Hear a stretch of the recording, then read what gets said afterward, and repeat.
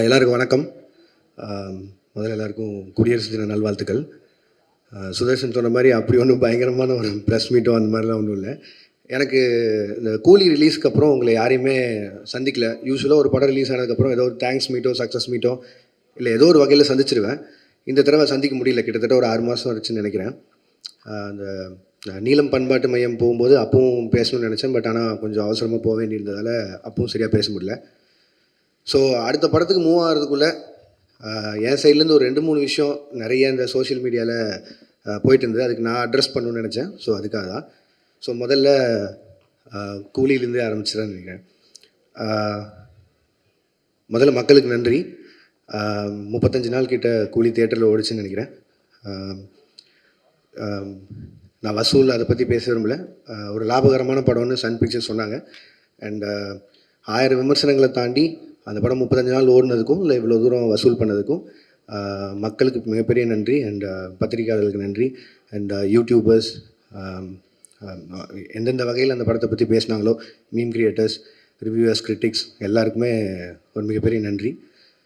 அதில் வந்த கிரிட்டிக்ஸ் வந்து நிறைய விஷயங்கள் என்னை யோசிக்க வச்சுருக்கு. எப்படின்னா, ஸோ இதுதான் எங்கிட்ட எதிர்பார்க்குறாங்க, இந்த மாதிரி கதை சொல்கிறது தான் எதிர்பார்க்குறாங்கங்கிற வரைக்கும் நிறையா விஷயம் நானும் அதில் லேர்னிங்காக எடுத்திருக்கேன். அண்ட் அதை என்னோடய அடுத்தடுத்த படங்களில் அவ்வளோ தூரம் விமர்சனங்கள் இல்லாத படங்களை தர முயற்சி செய்வேன். நன்றி. அண்ட் அதுக்கடுத்து ரஜினி சார், கமல் சார் படம், அதை பற்றியும் நிறைய விமர்சனங்கள் போயிட்டு இருந்தது. என்ன எது கிளாரிட்டி இல்லாமல் அதை பற்றியும் என் சைட்லேருந்து ஒரு கிளாரிட்டி கொடுத்துருன்னு ஆசைப்பட்டேன். கூலி ரிலீஸ் ஆகிற டைமில் 2 பேருமே மீட் பண்ணேன். அண்ட் 2 பேருமே இந்த மாதிரி ஒரு படம் பண்ணலான்னு சொன்னாங்க. எனக்கு அது மிகப்பெரிய ஆப்பர்ச்சுனிட்டி. கிட்டத்தட்ட 46 வருஷம் கழிச்சு 2 பேரும் ஒன்று சேர்றாங்க அப்படின்னா, அவங்க வந்து என்னை டைரக்ட் பண்ண சொல்லி கேட்டதே எனக்கு பெரிய விஷயமா இருந்தது. ஆனால் எனக்கு அப்போ கைதி 2 இருந்தது. கைதி 2 தான் என்னோடய இமீடியட் நெக்ஸ்ட் ஃபிலிமாக இருந்தது. பட் ஆனால் இந்த ஆப்பர்ச்சுனிட்டியை மிஸ் பண்ண முடியல. ஸோ அதனால் நான் ப்ரொடக்ஷன் சைடில் சொல்லிவிட்டு நான் இந்த படம் முடிச்சுட்டு வந்துடுறேங்க, ஏன்னா இது திருப்பி இப்படி ஒரு ஆப்பர்ச்சுனிட்டி கிடைக்காதுன்னு சொல்லிட்டு நான் வந்துட்டேன். ஒரு 1.5 மாதம் சின்சியராக எழுதினேன். முடிஞ்ச அளவுக்கு ட்ரை பண்ணேன் 2 பேரையும் வச்சு ஒரு படம் பண்ணுறதுக்கு. 1.5 மாதம் கழித்து நேரில் போய் மீட் பண்ணி 2 பேருக்கும் தனித்தனியாக நரேஷன் போச்சு. 2 பேரும் ஈக்குவலாக எக்ஸைட் ஆனாங்க கதை மேலே. பட் ஆனால் என்னென்னா, 2 பேரும் நிறைய ஆக்ஷன் ஃபிலிம்ஸ் கண்டினியூஸாக பண்ணிகிட்ருக்காங்க. ஜெயிலர் 2 வரைக்கும் ரஜினி சார் ஆகட்டும், இப்போது கமல் சாரோட அடுத்து அன்புரி மாஸ்டர் டைரெக்ஷனில் வர படமாகட்டும். ஸோ எல்லாமே ஹெவி ஆக்ஷனாக இருக்குது. திரும்பவும் கேப் இல்லாமல் இன்னொரு ஆக்ஷன் போகணுமாங்கிறது தான் அவங்களுக்குள்ள ஒரு கேள்வியாக இருந்து, 2 பேரும் ஒரு லைட் ஹார்ட்டட் ஃபிலிமாக எதிர்பார்த்துட்டு இருக்காங்கிறது தான் எனக்கு அது மூலிமா தெரிஞ்சு 2 பேரும் சொன்னாங்க. பட் லைட் ஹார்ட்டட் ஃபிலிம் எனக்கு பண்ண வராது. அண்ட் அதை நான் ஜெனுவனாக சொல்லிட்டு வெளில வந்துட்டேன். பட் ஆனால் நான் இப்போது சொல்லிட்டு போனதுக்கப்புறம் எப்போ திருப்பி வருவேன்னு தெரியாது கார்த்தி சாருக்கும் அவங்க டீமுக்கும். ஸோ அதனால் அவருக்கு கைதி 2க்கு இருந்த ஸ்லாட்டுக்கு இன்னொரு டைரக்டர் கொடுத்துட்டாரு. இதுதான் ஆக்சுவலாக நடந்தது. அண்ட் அந்த கேப்பில் வேறு என்ன பண்ணலாம் அப்படின்னு யோசிக்கும்போது மைத்ரி பிக்சர்ஸ் வந்து அவங்க எனக்கு கிட்டத்தட்ட ஒரு 6 இயர்ஸ் முன்னாடியே ஒரு அட்வான்ஸ் கொடுத்துருந்தாங்க. சரி, அந்த கமிட்மெண்ட்டை கிளியர் பண்ணிடலான்னு யோசிக்கும்போது எனக்கு அல்லு அர்ஜுன் சார் ரொம்ப பிடிக்கும். ஒரு 3-4 வருஷமாக பேசிகிட்டு இருக்கோம் ஏதோ ஒரு படத்தில் கொலாப் பண்ணலான்னு. ஸோ இது எல்லாமே சேர்ந்து அமைஞ்சு வந்த மாதிரி இருந்தது. ஸோ இந்த கேப்பை யூஸ் பண்ணி இப்படி ஒரு படம் பண்ணிட்டு வந்துடலான்னு யோசிச்சது தான். அதுவும் நிறையா சம்பளம் கேட்டேன், அதனால கைதி 2 பண்ணல அப்படிலாம் போட்டுதான். அப்படிலாம் இல்லை. சம்பளம்ன்றது உங்களுக்கு தெரியும், மார்க்கெட்டும் ப்ரொடியூசரும் நிர்ணயிக்கிறது தான். நான் எவ்வளோ டிமாண்ட் பண்ணாலும் நம்ம படம் என்ன பண்ணியிருக்கோம் அதுக்கு தகுந்த மாதிரி தான் நம்ம சம்பளமும் இருக்கும். ஸோ அந்த ஒரு விஷயம் கிளியர் பண்ணணும்னு நினச்சேன். லாஸ்ட் வீக் அவங்க எல்லோரையும் மீட் பண்ணி பேசிட்டேன். ஸோ என்னோடய அடுத்த படம் கைதி 2 தான் இருக்கும். அது ஏன் நான் ரொம்ப சால்ட்டாக சொல்கிறேன்னா, அந்த எல்சியூ இல்லை, எல்சியூ க்ளோஸ் ஆகிடுச்சு அதெல்லாம் போட்டிருந்தாங்க. அது வந்து ஜி ஸ்குவாட் இல்லை. ஜி ஸ்குவாட் க்ளோஸ் பண்ணுறேன்னா நான் க்ளோஸ் பண்ணிடலாம். எல்சியூன்றது வந்து ஃபர்ஸ்ட் ஆஃப் ஆல் அந்த பேரே நான் வைக்கல. அது வந்து ஃபேன்ஸாக அவங்க தெரியல எல்சியூன்னு ஒரு நாள் சொன்னது, நான் அதை ஃபாலோ பண்ணிருக்கேன். ஸோ அதை டக்குன்னு நான் ஒருத்தன் மட்டும் முடிவு பண்ணி இல்லை எல்சியூவில் படம் வராது அப்படிலாம் சொல்ல முடியாது. கைதி 2 ஆகட்டும், விக்ரம் 2 ஆகட்டும், ரோலெக்ஸ் இண்டிவிஜுவல் ஃபிலிம் ஆகட்டும், இதெல்லாம் என்னோடய கமிட்மெண்ட்ஸ். ஸோ இதை நான் பண்ணாமல் போக முடியாது. இது எல்லாமே என்னோடய கமிட்மெண்ட்ஸ்.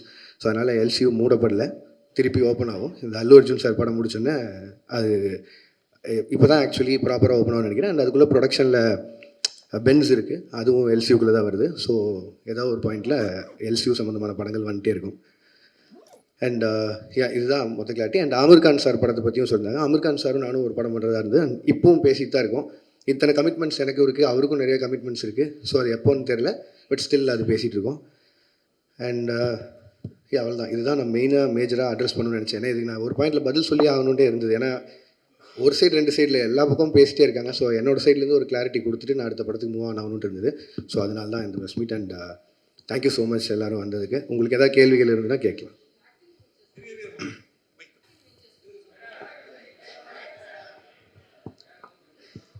வாழ்த்துக்கள். First thanks ma'am. Acting ventures பற்றி பேசவே இல்லையே. அதான் மேம் இப்போ தான் ஆரம்பிச்சிருக்கு. ஒரு 2 ஸ்கெடியூல் முடிஞ்சிருக்கு. அது அருண் பேசினா நல்லாயிருக்கும்னு நினைக்கிறேன். அதனால் நான் பேசணும்னு நினைக்கிறேன்.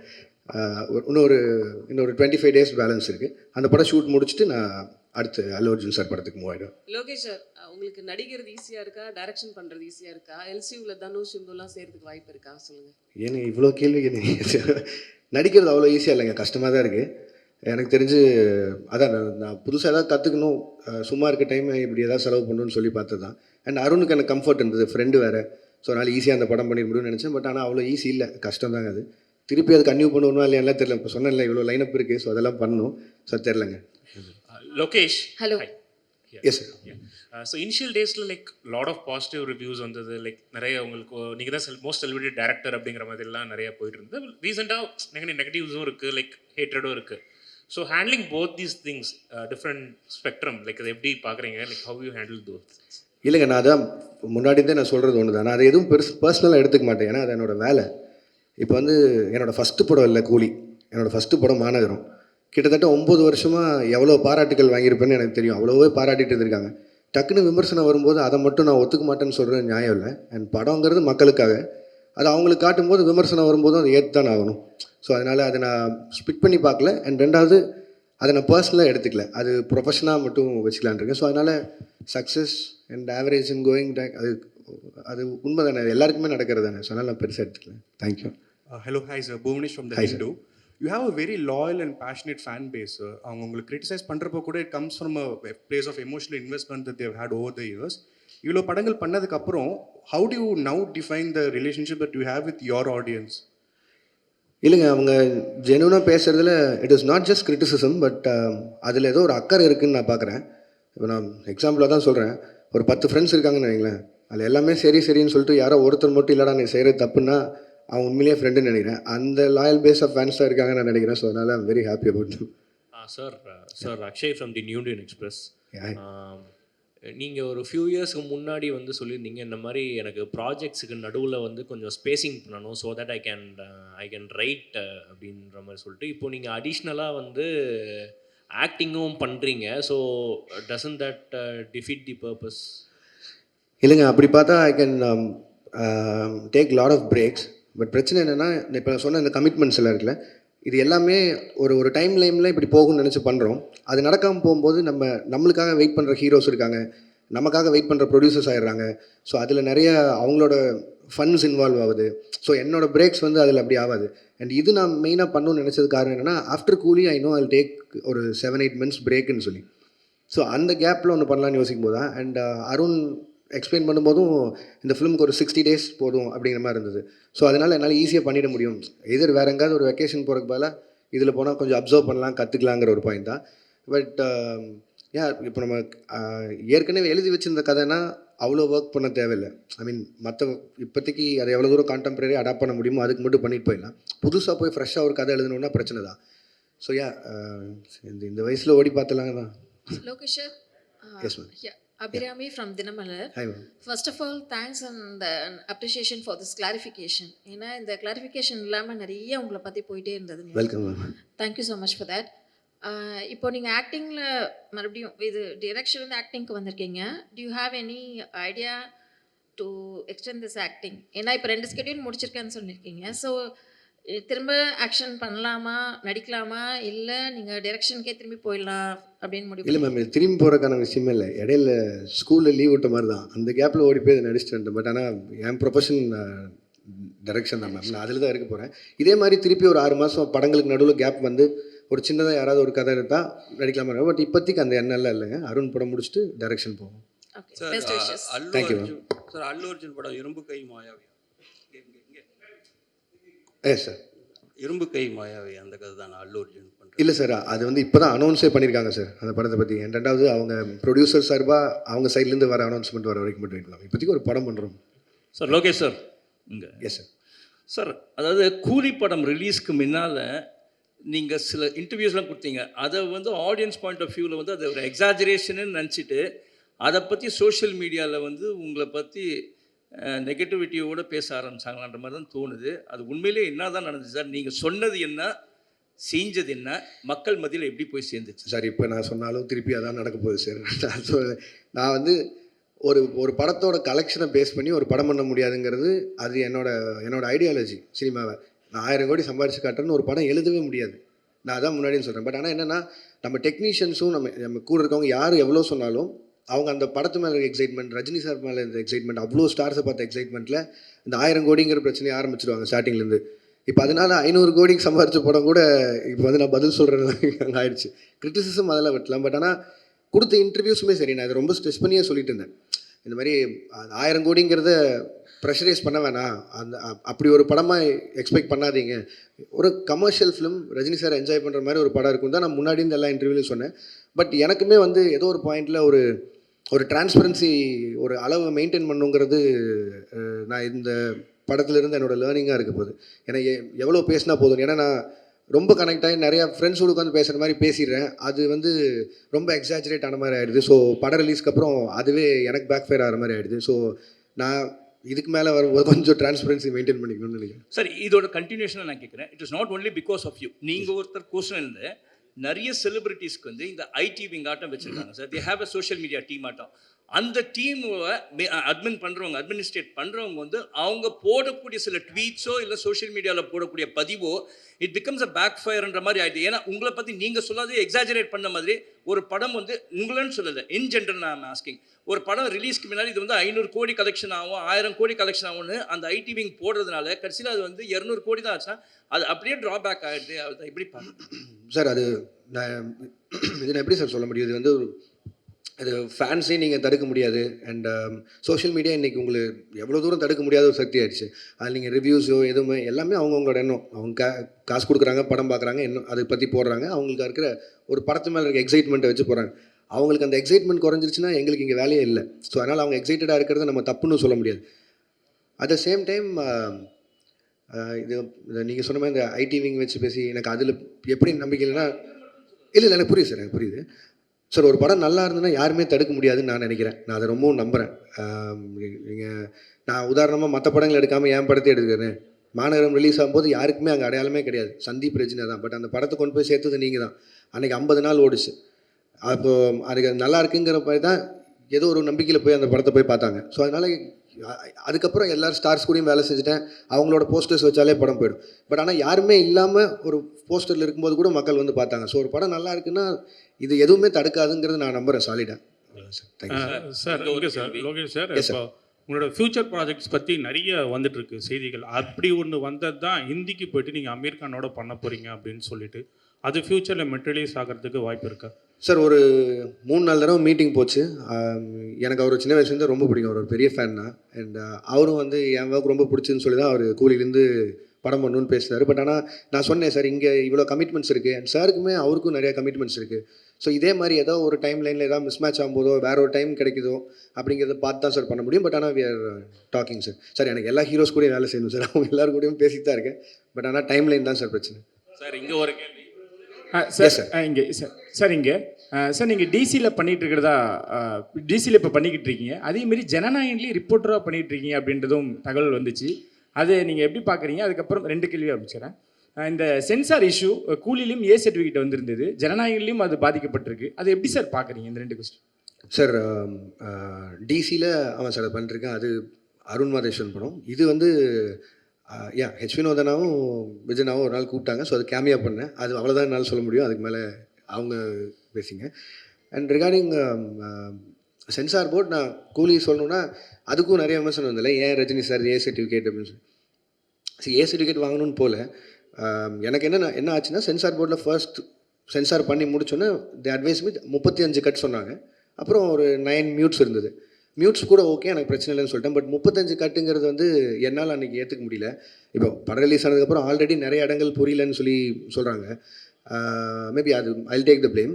நிறைய இடத்துல நான் புரிய வச்சுருக்கணும். பட் ஆனால் அதையும் மீறி 35 கட் அப்படின்னா அது படமாகவே இருந்திருக்காது.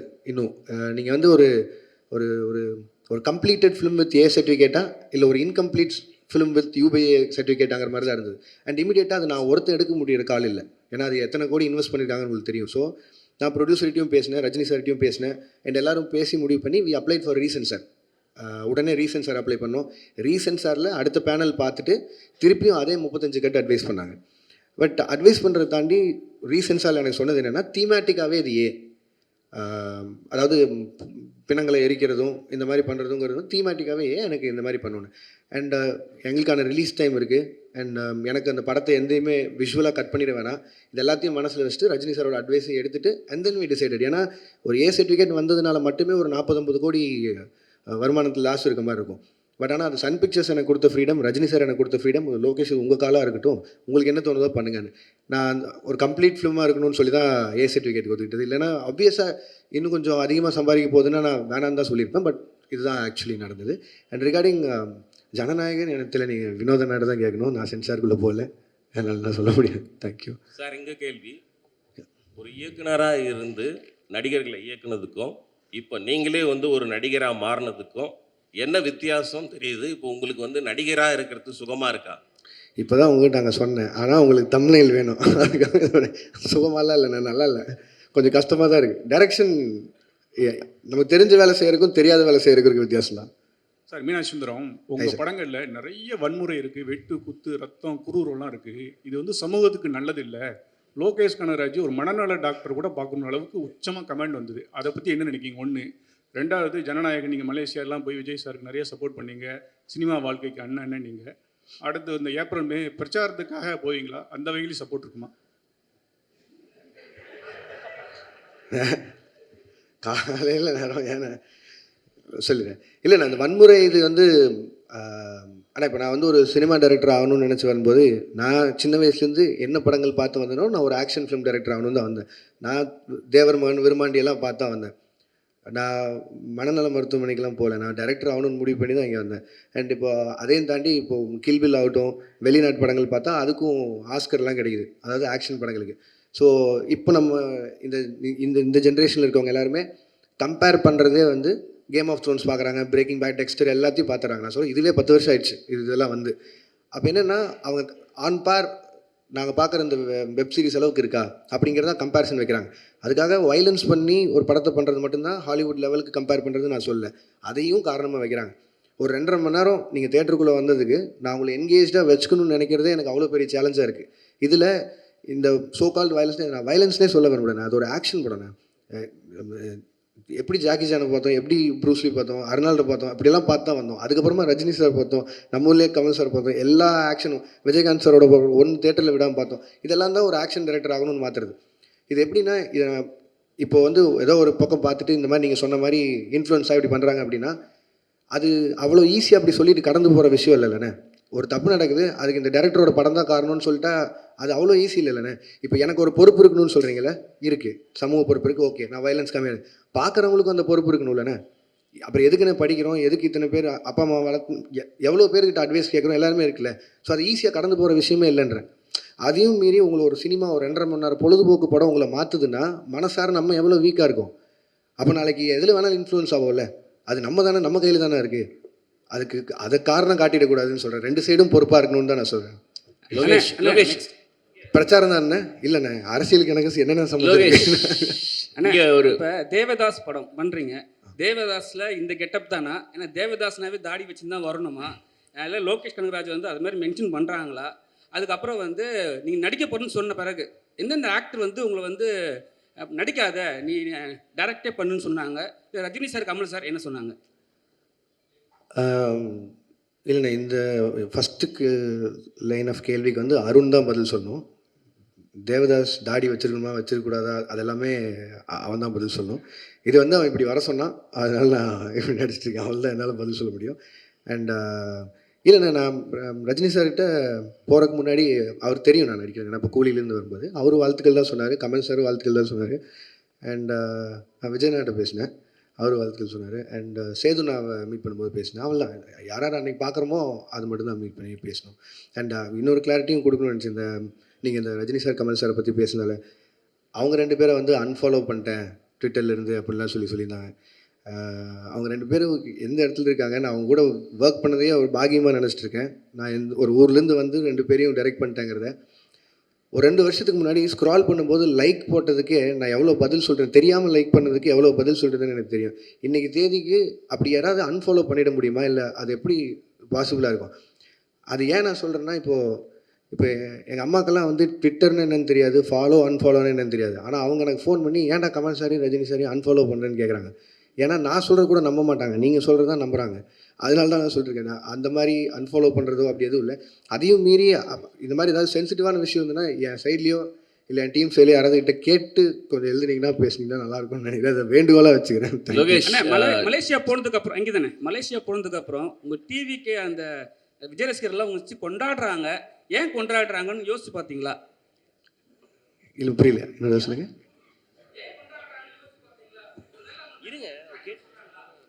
இல்லைங்க, நான் அவருக்கு கூட 2 படம் ஒர்க் பண்ணியிருக்கேன்.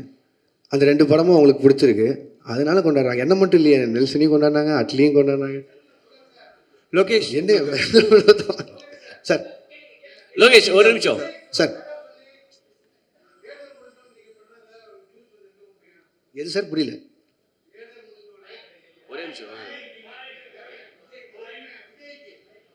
இல்லை சார், அப்படியெல்லாம் எதுவும் நடக்கல சார். இல்லை லோகேஷ் ஒரே யா நீங்கள் அல்லு அர்ஜுனை வச்சு அட்லியும் பண்ணுறாரு, அல்லு அர்ஜுனை வச்சு இப்போ நீங்கள் லோகேஷ் கனகராஜும் பண்ண போகிறாரு.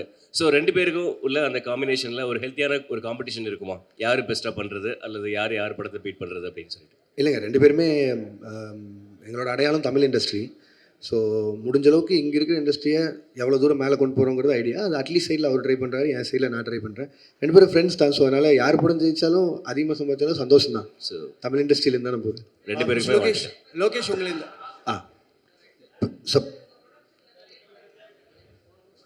என்னென்ன படங்கள் அப்டேட் பண்ணுங்க சார் உங்கள் ப்ரொடக்ஷன்? Yes ma'am. அது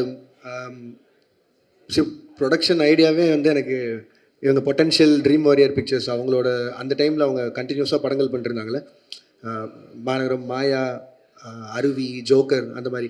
ஸோ அது மாதிரியான ஒரு சின்ன பட்ஜெட்டில் படங்கள் பண்ணுங்கிறது ஆசை. இப்போதைக்கு மிஸ்டர் பாரத்னு சொல்லிட்டு நிரஞ்சன் டைரக்டர் அவர் எடுத்த படம், அது முடிஞ்சிச்சு, போஸ்ட் ப்ரொடக்ஷனில் இருக்குது, ரிலீஸ்க்கு தயாராகிட்டு இருக்கு. ரத்னகுமார் டைரக்ட் பண்ணுற படம் 29ன்னு சொல்லி, அது நானும் Karthik Subbaraj sir, Karthik Santhanam, Stone Bench அவங்களும் சேர்ந்து தயாரிக்கிறோம். அந்த படமும் ஷூட்டிங் முடிஞ்சிச்சு, அது போஸ்ட் ப்ரொடக்ஷன் ரெடி ஆகிட்டு இருக்கு. அண்ட் பாக்கியராஜ் கண்ணன் டைரக்ட் பண்ணுற படத்தில் வந்து பென்ஸ், அது ஷூட் போயிட்டுருக்கு. அது எனக்கு தெரிஞ்சு பெரிய படம், அதனால் அது கொஞ்சம் இன்னும் கொஞ்சம் நிறையா ஷூட் போகும்னு நினைக்கிறேன். ஸோ இதில் மிஸ்டர் பாரத்தும் பென்ஸும் வந்து நான் மட்டும் ப்ரொடியூசர் இல்லை, என் கூட Sudhan sir and Jagadeesh bro அவங்களோட கம்பெனிஸும் இன்வால்வ் ஆயிருக்கு. இதான் லோகேஷ் லாஸ்டா ஒரு கேள்வி. உங்களை பற்றி சோஷியல் மீடியாவில் லோகேஷ், எஸ் சார், உங்களை பற்றி சோஷியல் மீடியாவில் ஒரு நடிகையோட சேர்த்து காதல், லவ் அது இதுன்னு வந்துட்டு இருந்தது. இருந்துச்சு. இல்லை நீங்கள் ஏதாவது அந்த மாதிரி போயிட்டு இருக்கா? ஃபேமிலியாக போகிறீங்களா? இல்லை சார், எனக்கு ஆல்ரெடி ஃபேமிலி இருக்குது சார். அது இல்லை sir, second family. Thank you sir, thank you sir, thank you sir. Sir and sir இங்கே சார் ஒரே ஒரு சின்ன கேள்வி என்னன்னா, அது முக்கியமான கேள்வியும்,